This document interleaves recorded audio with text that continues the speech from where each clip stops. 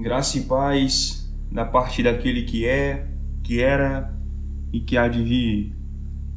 Amém. Por que Deus se fez homem? Esse é o título do famoso livro que Santo Anselmo escreveu no século XI, na tentativa de responder exatamente essa pergunta. Cur Deus homo, isto é, por que Deus se fez homem? Ele não poderia simplesmente ter estalado os dedos e num passe de mágica ter salvo a humanidade, sem que Cristo tivesse assim que nascer, sofrer, amadurecer, morrer. E a igreja responde em seu poder absoluto, sim, ele poderia ter feito isso. Mas se ele fizesse isso, ele agiria contra a sua própria justiça, que é o seu próprio ser. Ele negaria a si mesmo e, portanto, ele não seria Deus. Portanto, de acordo com seu poder ordenado, ele não poderia ter feito isso. E as coisas não estavam legais para nós. Nós sabemos, a natureza humana precisava e ainda precisa ser curada. O que aconteceu naquela primeira noite de Natal precisa acontecer diariamente no coração de cada ser humano que vem a esse mundo manchado pelo pecado original. Há uma escuridão profunda no coração de cada homem e de cada mulher que vem a este mundo, até que a luz de Cristo brilhe neles. É como dizia a leitura profética para o dia de hoje: por isso Deus os deixará até o tempo em que der a luz aquela que há de dar a luz.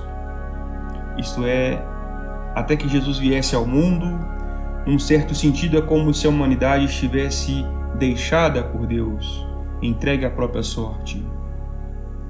Deus os deixará. É preciso reconhecer quanta escuridão há em nossos corações, deixados por Deus sem a iluminação da fé e da caridade, infundidas em nós pelo santo batismo. Por nós mesmos não podemos nem reconhecer tamanha cegueira espiritual.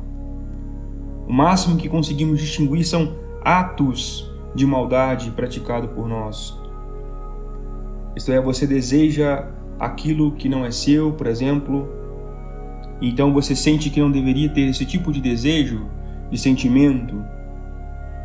Você sente raiva, fica nervoso, irado, irritado quando alguém no trabalho te ofende. E depois do calor do momento, passado então a cólera, você vê o quanto esse sentimento não deveria ter se entranhado tanto em você, te arrastado, às vezes ter te feito pensar coisas horríveis. Da mesma forma, quando você cai em algum pecado sexual, imediatamente passa o furor, o ímpeto da concupiscência. Então você recobra a razão, percebe que agiu errado. São atos de pecado, você os reconhece, mas não reconhece a origem desses atos. Fora da iluminação da fé, da vida da graça, você não é capaz de perceber que por trás desses atos de pecado há uma doença mortal em você, que fatalmente te levará à morte e a um abismo sem fim. É necessário, em primeiro lugar, que a luz que iluminou o mundo naquela primeira noite de Natal ilumine também a raiz do problema, que é o pecado original. Assim, nos voltamos para aquele que pode nos curar dessa doença, o menino Jesus. Esse é o primeiro motivo pelo qual Deus se fez homem, para nos iluminar com um conhecimento que nossa inteligência não consegue alcançar apenas com a razão natural. E uma vez que conhecemos a doença, então podemos receber a cura. E a cura é a união com Deus, é ter a vida de Deus dentro de nós mais uma vez, como era antes do pecado. O veneno da morte que jaz em nossas veias precisa ser diluído e expelido para fora por esse santo remédio que é a vida de Deus dentro de nós. Então surge um problema. Como enxertar uma bananeira num pé de laranja? Como enxertar uma macieira num pé de amora? Não é mesmo? Não existe uma maneira de fazer isso. Por isso, diz São Paulo apóstolo, Deus enviou seu Filho que nasceu de uma mulher. É como se um pé de laranja se tornasse uma bananeira para que a bananeira pudesse ser enxertada. Ele se fez semelhante para que por meio dele fôssemos enxertados em Deus. Dessa forma, a sua carne e o seu corpo se torna a ponte entre mim e a vida de Deus que eu tanto preciso, que nós tanto precisamos.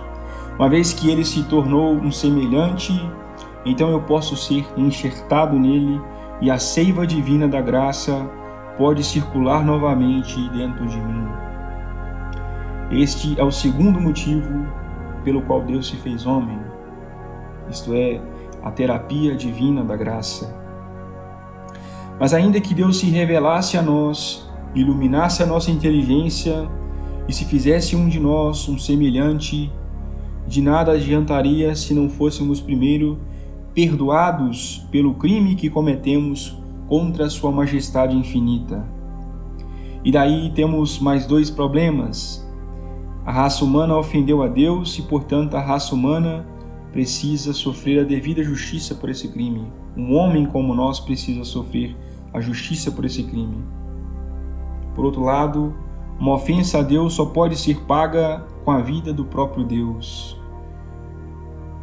A justiça, a majestade ofendida é infinita e, portanto, o valor da vítima deve ser infinito. Só o Deus encarnado, sendo homem e Deus, poderia satisfazer ambas as condições e nos trazer o perdão. Por isso São Paulo acrescenta, Deus enviou seu Filho que nasceu de uma mulher e nasceu submetido a uma lei, a fim de remir os que estavam sob a lei. Ora, é essa lei que exige justiça pelos crimes cometidos.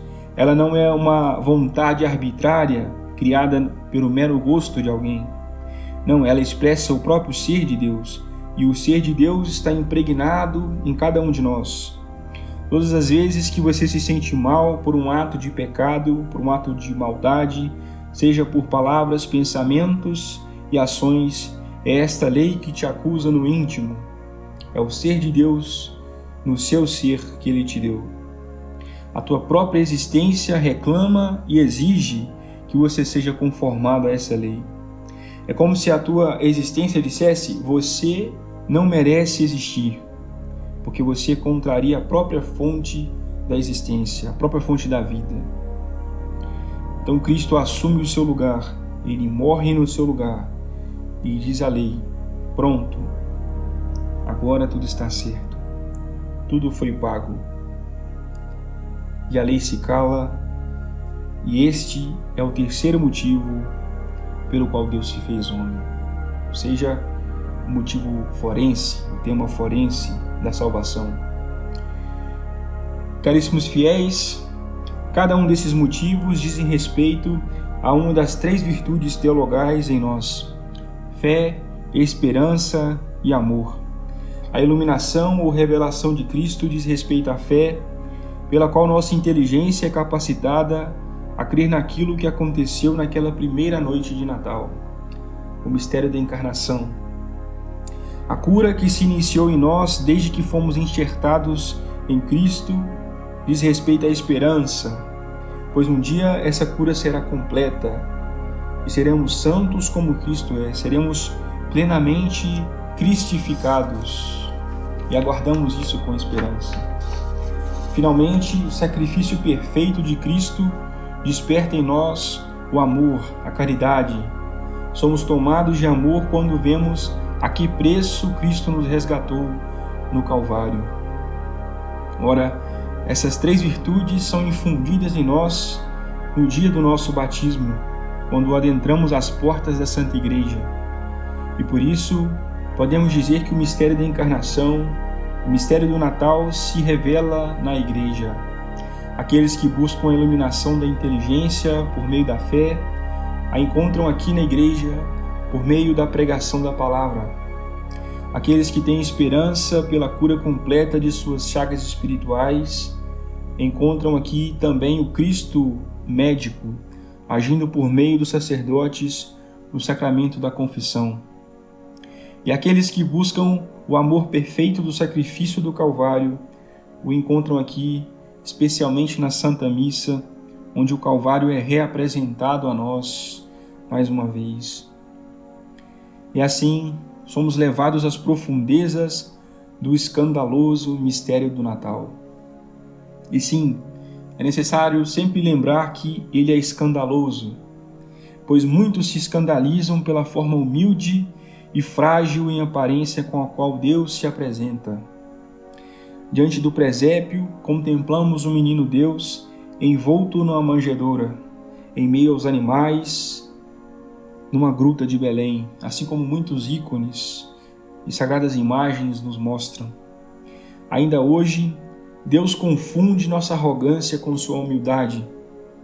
E por isso, assim como aquelas pessoas que fecharam as portas para a Sagrada Família naquela primeira noite de Natal, hoje também muitos fecham o seu coração para a família de Deus, a Santa Igreja e, consequentemente, para Jesus Cristo.